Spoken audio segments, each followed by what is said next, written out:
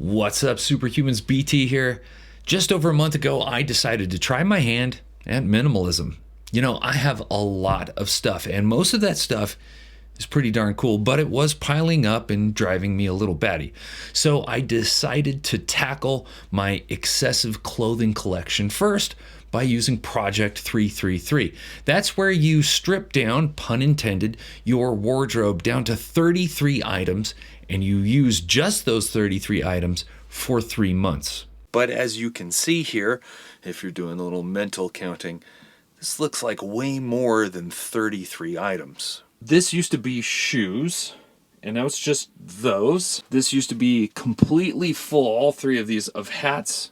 It's now down to like 5 hats, and then shirts and gis. There is kind of a caveat that I want to let you know about. So the rules stipulate that workout clothes, socks, underwear, sleepwear, etc., that doesn't count towards your 33 items. That is the majority of what I use clothing-wise. It's like workout clothing. So did I technically do the challenge to the letter of the law? Yes, but I also still kind of feel like I cheated in some way, so I'm going to be paring it down even further. But to the bigger question at hand, did it actually help? Did it do anything? Yes, absolutely.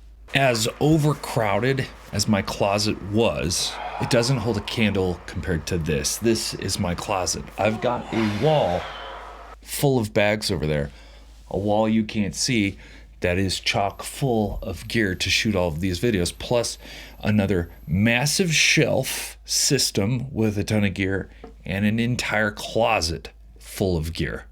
When it came to my closet, my wardrobe, I just got rid of a ton of stuff, and that worked. That gave me the peace and the serenity that I was looking for. This space is even more of a cluster F than that space was. But the same approach, just getting rid of everything, hasn't really worked. Even though it might appear that I have way too much stuff, and I would even agree that I have many things in here that I'm not using that often. But for the most part, all of this stuff, even though it's kind of crowding in on me, I use, and so I can't just get rid of it. Somebody asked me the other day for a follow-up to the minimalism video. That's why I'm doing this video. And in that video, they asked the question, have you spent any money since doing the minimalism video? And it made me think, does that person think that minimalism is not spending any money? Is minimalism just getting rid of all the stuff? Or is minimalism really living with as few things that give you the most amount of value as possible? This is my bag wall, and as you can see, I've got a ton of bags. I love bags and backpacks, stuff like that. I actually used to have a whole lot more. If you remember in that last video, there were 4 bags on this wall that I wasn't even using. I bought each of those 4 camera bags, one by one, hoping that they would be the ultimate adventure camera bag. But each time I bought it, it was either too small and it couldn't hold enough camera gear, or it was big enough and it could hold plenty of camera gear. It just wasn't very comfortable on a long hike. Well, after the minimalism video came out, I found this bag, and it is by far the most expensive bag I've ever bought. However, it is incredible at being the ultimate adventure camera bag. I love it. I love it so much. It does exactly what I want it to do. So yes, I kind of felt guilty, like I had broke the minimalist law because I spent a ton of money, but I was able to get rid of those other 4 bags, so that's minimalism, right? This room is awesome. I love it. I'm so thankful to have such a big office to shoot all of these videos in. However, when it came to shooting a video, this room got real small real quick. This is like a typical situation of me shooting a video. I'd be sitting in this chair. I would have one camera over here. I'd have my big key light, maybe another camera on a slider. But these tripods, as you can see, just take up a massive chunk of real estate. So before you know it, you have this huge room. And then I sit down and it just feels like I am being attacked by things. Like I have almost no room at all to walk, and I have to like kind of like shimmy my way if I want to go upstairs or get out of my office or go to my closet. I have to like go through this maze of tripods and whatnot, and it sucks. Then my buddy Josh introduced me to something called a Vari-pole. And Vari-poles are basically like stripper poles, but for camera gear. Unlike a light stand or a tripod, I can only put one thing. But on these Vari-poles, I can put multiple things. I actually have this camera, this one, and that one on that Vari-pole with a light. And the best part about this, that's all the space it takes up. They really are pretty cool. You just put one end onto the floor and use some tension and put the other into the ceiling. Right now I'm shooting on one with one camera, but right here is a second camera. I have a mic attached to it and a light overhead. So I can put multiple cameras, lights, everything on one pole. What this has done is it's eliminated basically all of my tripods and stands. So I've gotten all of this floor space back.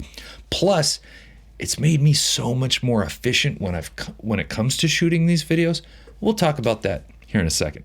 Now there's one other area in this office where I've added things to it to make it better, and it's absolutely worth it. And that's this, my desk. This is where I spend like 12 hours out of my day. So it's really important that I'm happy working here. Now, my original desk setup was really nice. It was pretty clean. It was pretty minimal. There wasn't a lot going on. But I have a lot of things that I use when I make these videos. I have a laptop, got a laptop dock, I've got an iPad, I've got my iPhone, speakers, headphones, docks, cables, chargers, hard drives, etc. And when I put all of that stuff on the desk, because I needed it while I was editing, that space, that minimal space, became very cluttered, disorganized, and it just left me feeling rather poopy.